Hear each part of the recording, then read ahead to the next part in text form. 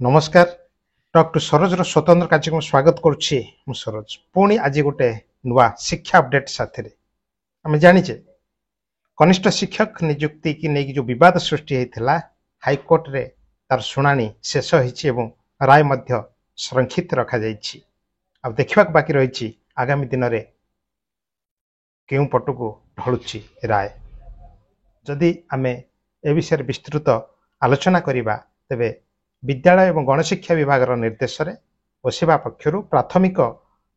उच्च प्राथमिक स्कूल गुड़िक प्राय 20,000 कनिष्ठ शिक्षक पद पूरण 2023 सेप्टेम्बर 10 रे विज्ञप्ति प्रकाश पाई 2024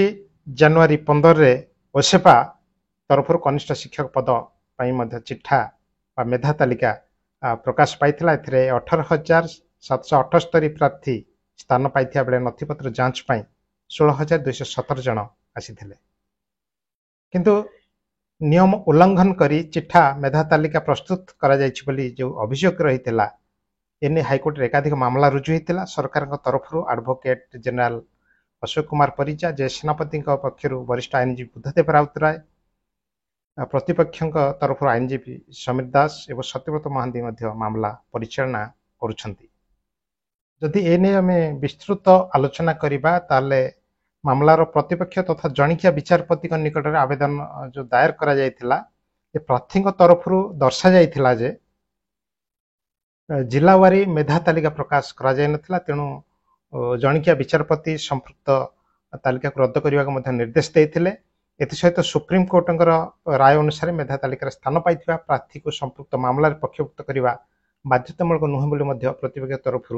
एने अभियोग करा जायतिला जदि एने आम विशेष आलोचना करवा तेरे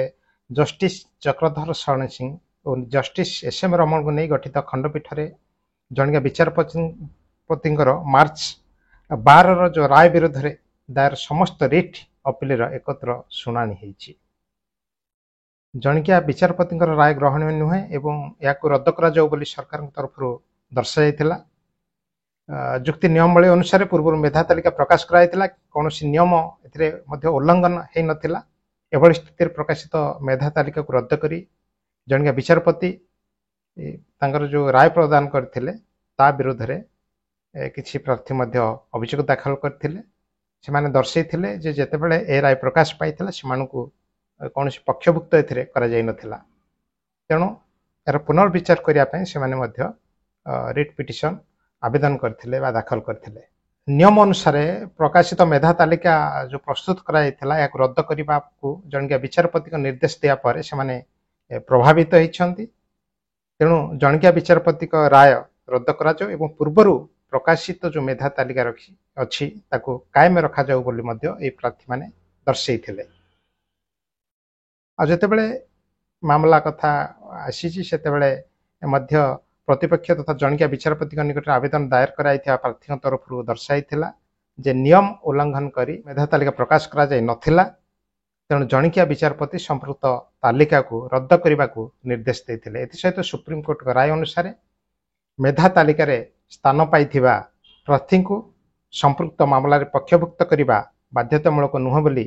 प्रतिपक्ष तरफ दर्शा जायतिला 2 घंटार अधिक समय मामलार शुणाणी होता शेष हाईकोर्ट तार शुणाणी शेष कर राय संरक्षित रखी तेणु आज जहाँ अपडेट रही जे कनिष्ठ शिक्षक नियुक्ति जो विवादर जो मामला जो रही तार शुणाणी सरी तार राय संरक्षित रही कनिष्ठ शिक्षक नियुक्ति मामला प्रसंग तेणु एभली शिक्षा विभाग अनेक अपडेट देखापी आम सहित निरंतर भाव जोड़ी हुई रुहतु आशा रखा आगामी दिन में एभली अनेक अपडेट आम आपण पाखे पहुँचेबू आपणकर भल पाइबा एवं श्रद्धा सहानुभूति आम एभली भाव रही था। धन्यवाद।